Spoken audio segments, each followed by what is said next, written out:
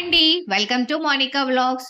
ఈ రోజు మనం సింపుల్ గా బ్యాచిలర్ స్టైల్లో చాలా త్వరగా అయిపోయేది బెండకాయ పులుసు చేసుకుందామండి. కాస్త వేడి వేడి అన్నంలోకి పుల్ల పుల్లగా తింటే మాత్రం కడుపు నిండిపోతుందండి. సో ఇదైతే కాస్త తొందరగా అయిపోతుంది. అందుకే నేను ఇది బ్యాచిలర్స్ రెసిపీ అని చెప్తున్నాను.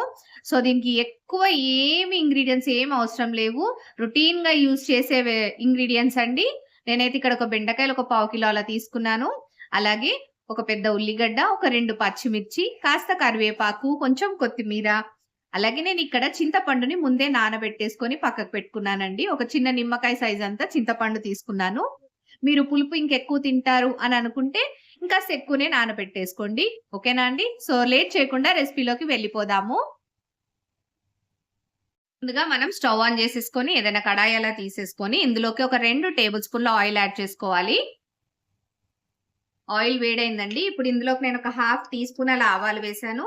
అలాగే ఒక 1/2 టీ స్పూన్ జీలకర్ర యాడ్ చేస్తున్నాను. అలాగే ముందుగా కట్ చేసి పెట్టుకున్న ఒక ఉల్లిగడ్డ తీసుకుంటున్నాను.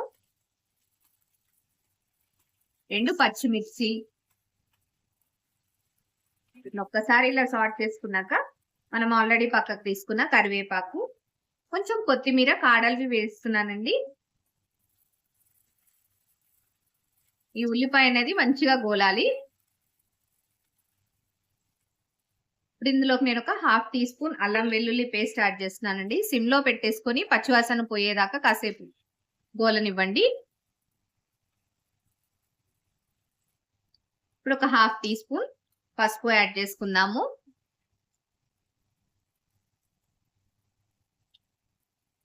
ఇలా కాస్త ఒకసారి కలిపేశాక మనం ఆల్రెడీ కట్ చేసుకున్న బెండకాయ ముక్కలు ఉన్నాయి కదండి, నేనైతే 1 ఇంచ్ లాగా ఈ సైజ్ లో కట్ చేసుకున్నాను.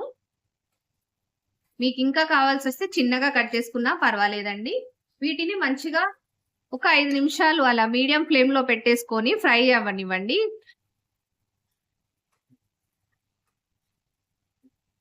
సో ఇలా ఒకసారి అంతా కలిపేశాక ఒక 5 నిమిషాలు మగ్గనివ్వండి మంచిగా.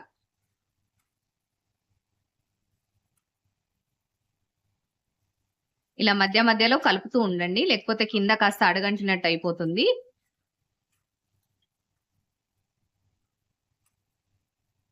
ఇలా 5 మినిట్స్ కాస్త ఫ్రై అయ్యాక మనం ఆల్రెడీ చింతపండు నానబెట్టేసుకున్నాం కదండి, చింతపండు పులుసుని స్లోగా యాడ్ చేసేసుకోండి.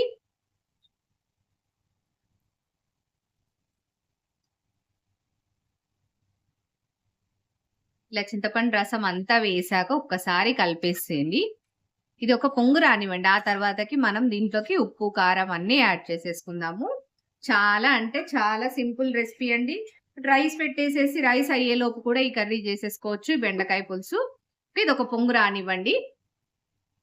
చూడండి మనకి ఇది ఒక పొంగులాగా వచ్చేసింది. ఈ టైంలో మనం ఉప్పు, కారం యాడ్ చేసుకుందామండి.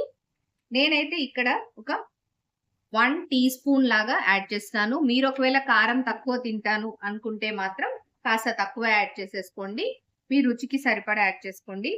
అలాగే సాల్ట్ కూడా ఒక 1/2 టీ స్పూన్ అలా యాడ్ చేస్తున్నాను. దీంట్లోకి ఇన్ కేస్ ఒకవేళ మీ దగ్గర ఉంది అనుకుంటే పల్లీల నువ్వుల పొడి కూడా యాడ్ చేసుకోండి, చాలా బాగుంటుంది. లేదు అంటే స్కిప్ చేసినా పర్వాలేదండి. నేనైతే ఇది ఒక 1 టీ స్పూన్ అలా యాడ్ చేస్తున్నాను. అండ్ అలాగే ఒక 1 టీ స్పూన్ అలా ధనియాల పొడి యాడ్ చేస్తున్నాను. వీటన్నిటిని మనం మంచిగా బెండకాయ కాస్త ఉడికేంత వరకు మనం ఉడకబెట్టేసుకోవాలి. ఎక్కువ టైం ఏం పట్టదండి. మీరు చూస్తుండండి, అయిపోతూ ఉంటది. అక్కడ రైస్ అయిపోయేలోపు కంపల్సరీ ఇక్కడ కర్రీ కూడా అయిపోతూ ఉంటది. వేడి వేడిగా తినేసేయచ్చు ఎంచక్కా. సో నేను ఇది మూత పెట్టేసేసి ఉడకబెడుతున్నాను. ఇలా మనకి బెండకాయ పులుసు మరిగేటప్పుడు ఒకసారి టేస్ట్ చూడండి. ఉప్పు, కారం ఏమన్నా పడుతుంది అనుకుంటే యాడ్ చేసుకోవచ్చు. పులుపు మీకు ఒకవేళ మీరు అనుకున్న దానికన్నా ఎక్కువైంది అని అనిపిస్తే మాత్రం మీరు కాస్త షుగర్ యాడ్ చేసుకోవచ్చండి. షుగర్ కానీ లేకపోతే బెల్లం అయినా యాడ్ చేసుకోవచ్చు. అది కాస్త మనకి ఆ పులుపుని అనేది తగ్గిస్తూ ఉంటుంది. లేదు పులుపు ఎక్కువనే తింటాము, సరిపడా ఉంది అని అనుకుంటే ఏమీ అవసరం లేదండి. కాస్త బెండకాయ ఉడికితే సరిపోతుంది.